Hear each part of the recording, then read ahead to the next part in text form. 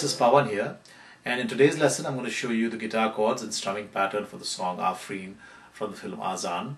The song has been sung and composed by Salim Merchant. It's a great song for you to sing and strum along, and I'm going to show you both open chords and bar chords, and I'm going to try and make the strumming lesson a little interesting by showing you some advanced techniques as well. So let's go ahead and enjoy the lesson. The song is in C major, and you just need to know 4 chords: C major, A minor, F major and G major. Those are an open chords, and if you're playing in bar chords you could be playing C over here. So that's C major, A minor, F major and G major. So those are the 4 chords for the song. There is one more chord which would be nice to know, which is F minor 6th, which you'll be playing over here. If you're not able to play that chord, you can substitute it with G major wherever you see me playing F minor 6th. But the chord is really fairly straightforward. You're fretting the 5th string, so you're not playing the 6th string. You're fretting the 6th string with your 2nd finger on the 3rd fret here. Then you're using your 3rd finger to fret the 3rd fret on the 4th string here. And then you're using your 1st finger to fret the 1st fret on the 3rd string here. And then you're using your little finger here to fret the 3rd fret on the 2nd string here, and you're not playing the 6th as well as the 1st string, so it should sound something like this. So you will see me playing F minor 6th in some parts of the song, but you could substitute that with G major chord. There are 2 chord progressions which are used pretty much throughout the song, and it would be nice if you could practice that before you start playing the song. The first one is C major, A minor, F and G. You could play it this way or this way. These are fairly standard chord progressions which most beginners go through, so you should not have a problem playing that. C major, A minor, F and G. On bar chords it's here. That's what I'll be playing.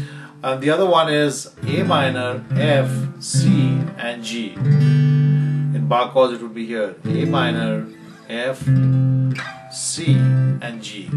So if you could play these 2 progressions, practice changing from one chord to the other using these 2 progressions, you'll learn the song a little faster. So now let me show you the strumming pattern. I'll first show you with open chords. It's fairly straightforward, and then I'll show you with bar chords and also show you some advanced techniques there. So here's how it will sound if I was to play, let's say, C major. I'll first play it in the original speed and then I'll slow it down so you can see what I'm doing.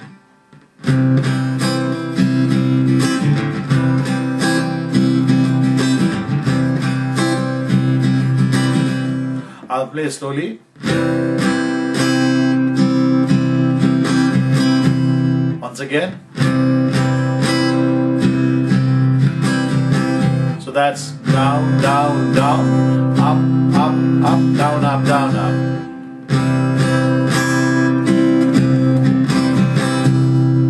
And if you increase the speed, it'll sound something like this. And I'll switch between C, from C to A minor to F to G. So try playing along with me. I'll play it slowly first.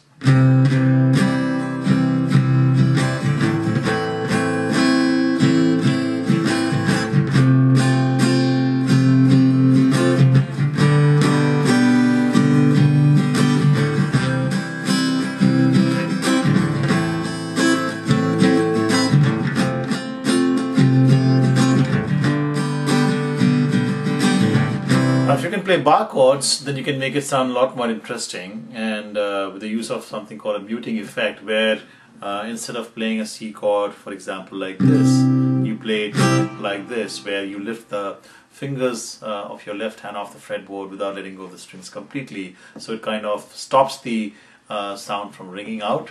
And if you have not done this before, I encourage you to practice this a bit before you try this pattern.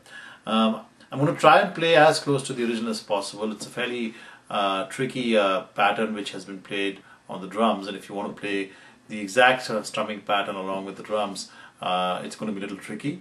So it should sound something like this in A minor.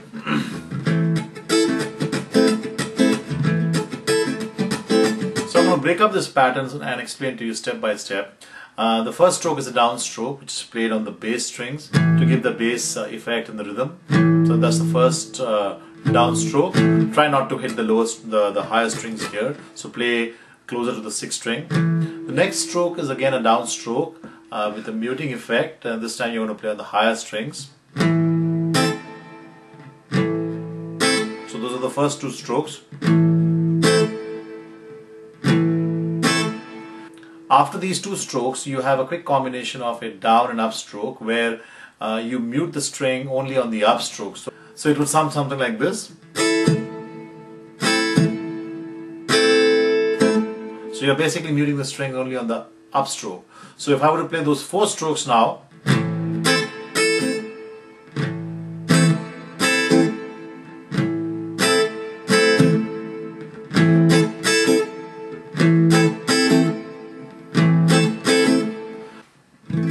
so it gets even trickier after this.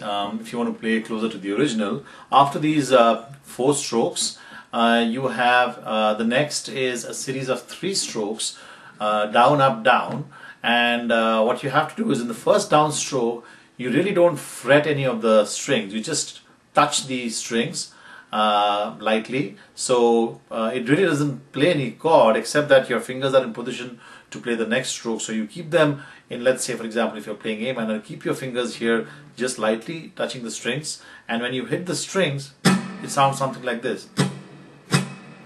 It's almost like a dead stroke where you're not really playing the chord, you're just playing a beat, making the strings sound a beat for you.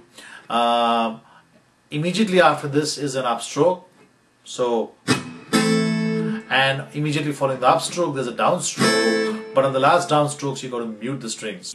So if you were to play those 3 strokes together quickly, it should sound something like this. Now this requires a bit of practice, and you may end up playing something slightly different. It doesn't really matter as long as you're able to maintain your timing, it should be fine. But this is pretty much as close as you can get to the original.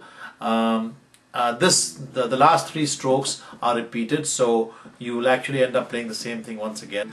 So the entire sequence would sound something like this. I'll play slowly for you.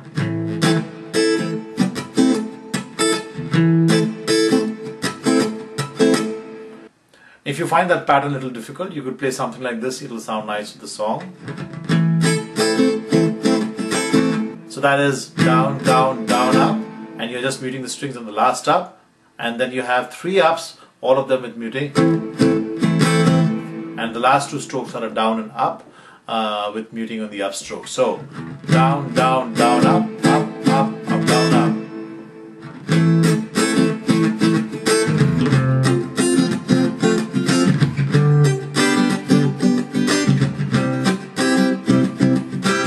Now let me show you something called a hammer-on technique to play chords. It's a little tricky, but if you are interested, you could try this. It'll make your strumming a lot more stylish and polished. So let's first understand what a hammer-on technique is. It's no different from playing a hammer-on for solos, where you play one note here, let's say, and when you want to play the second note here, instead of playing them separately, you use this finger to hammer on to that note over here.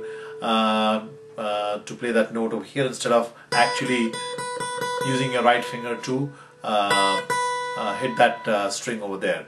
So you can extend that same technique to chords as well, where instead of playing, for example, A minor like this, we play first the bar here with just the first finger pressing all of those strings there on the 5th fret, and then as soon as you complete the stroke, whilst the sound is still ringing out, you hammer on these 2 fingers here onto these 2 strings for those 2 notes to complete the A minor chord. Now you got to play that, do that very fast, and you've got to, your bar has to be strong enough, strong sounding enough for the sound to last long enough for those notes to be audible when you hammer on. So it should sound something like this. You can use this for any of the chords. So this is for F major. Instead of this, you sound like this. For G major. For C major, it could be tricky if you play the way I play, where you use one finger, either this one or this one, to bar all of these 3 notes here. So instead of sounding this, it could sound something like this. Now you don't have to do this for all of the chords. in your song, but in some places you could do this to add little style, as I said. So now let's first look at the pattern without a hammer-on technique. It should sound something like this: down, down, down, up, up, up, up, down, up, down, up.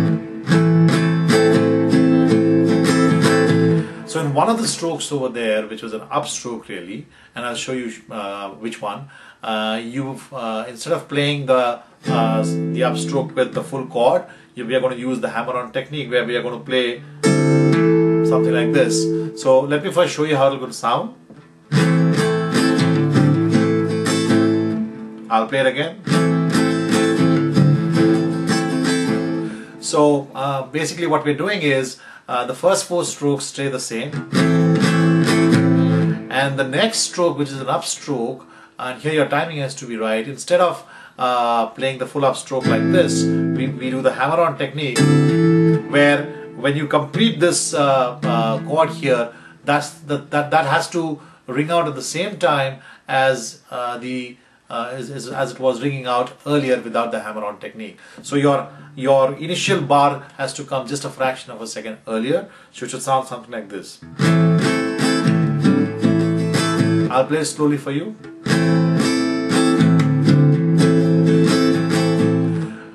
Once again.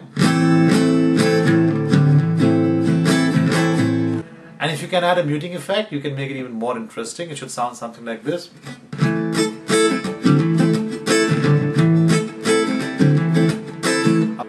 I'll play slowly for you.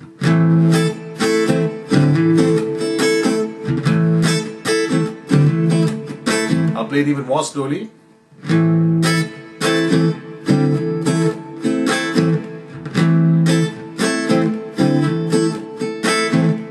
Thank you for watching my lesson and for your support for my channel. I look forward to seeing you again soon.